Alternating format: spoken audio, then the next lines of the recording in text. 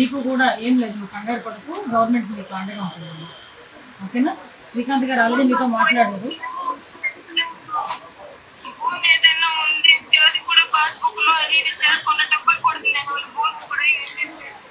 లేదమ్మా, ఒకసారి మన వాళ్ళు కూడా వస్తారు మీ దగ్గరికి. ఆ పెన్షన్ విషయంలో కూడా ఏదో ప్రాబ్లం వచ్చిందని చెప్పారంట కదా శ్రీకాంత్ గారితోనే.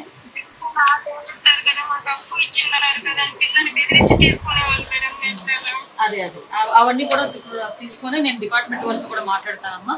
ఇంకా ధైర్యంగా ఉండు, సార్ కూడా నీతో చెప్పమన్నారు, ధైర్యంగా ఉండి చెప్పమన్నారు. శ్రీకాంత్ గారు కూడా మీతో మాట్లాడుతున్నారు, కంటిన్యూ టచ్ లో ఉన్నారు తల్లి. ఎవరు ఏ ఇబ్బంది అయినా ఒకసారి శ్రీకాంత్ గారు కూడా మీరు చెప్పండి, నేను ఫాలో అప్ చేసుకుంటాను. సరేనా? ఓకేమ్మా, ధైర్యంగా ఉండమ్మా. ఏది పిల్లోడాడి ఆయన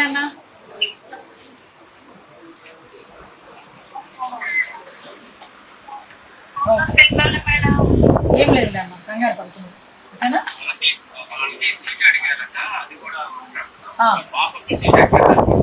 ఎక్కడ సీట్ అడిగారు?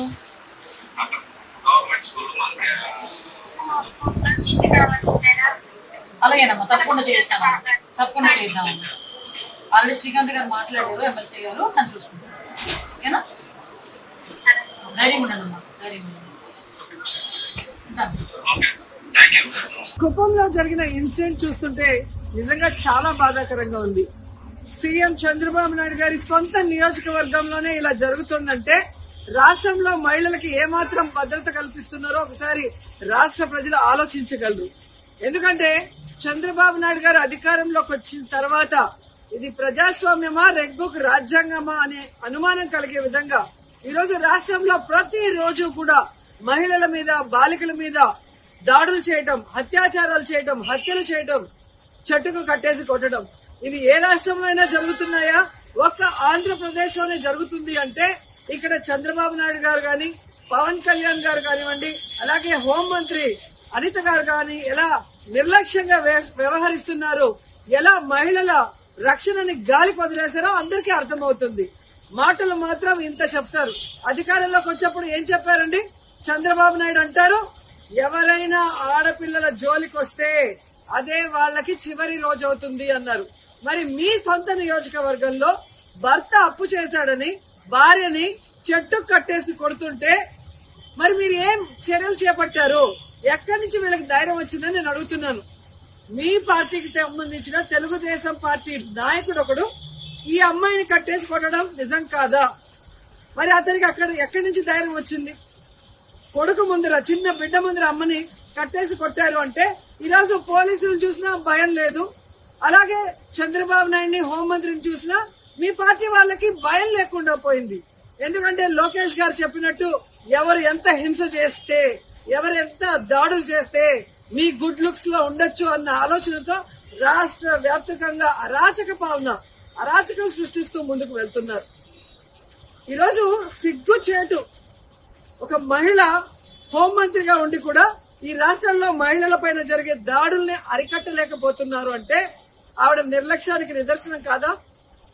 ఈరోజు పరిటాల సునీత గారి నియోజకవర్గంలో 14 సంవత్సరాల అమ్మాయిని, చిన్న అమ్మాయిని 14 మంది తెలుగుదేశం పార్టీ నాయకులు రేప్ చేస్తే కనీసం ఏం చర్యలు చేస్తుందండి? కనీసం వెళ్లి పలకరించిందా? అలాగే అనంతపూర్లో ఒక గిరిజన ఇంటర్మీడియట్ స్టూడెంట్ ని చంపేస్తే పోలీసుల నిర్లక్ష్యం వల్ల అమ్మాయి చనిపోతే అక్కడికి వెళ్లి హోంమంత్రి ఏమైనా చర్యలు చేపట్టిందా? మళ్ళీ గొప్పగా ఎన్నికల తర్వాత చెప్తుంది చంద్రబాబు నాయుడు ముఖ్యమంత్రి అయ్యాడు కాబట్టి ఇక ఆంధ్రప్రదేశ్ లో మహిళలంతా గుండెల మీద చేతులు వేసుకుని ప్రశాంతంగా నిద్రపోవచ్చని భారీ డైలాగ్ కొట్టింది. కనీసం కుప్పంలో కూడా మహిళలు ప్రశాంతంగా పడుకునే పరిస్థితి లేకుండా పోయింది. ఈ రోజు ఆవిడ సెల్ ఫోన్ లో ఏ విధంగా వీడియో కాల్ చేసి పరామర్శిస్తోందంటే ఈవిడ అహంకారానికి నిదర్శనం కాదని నేను అడుగుతున్నా.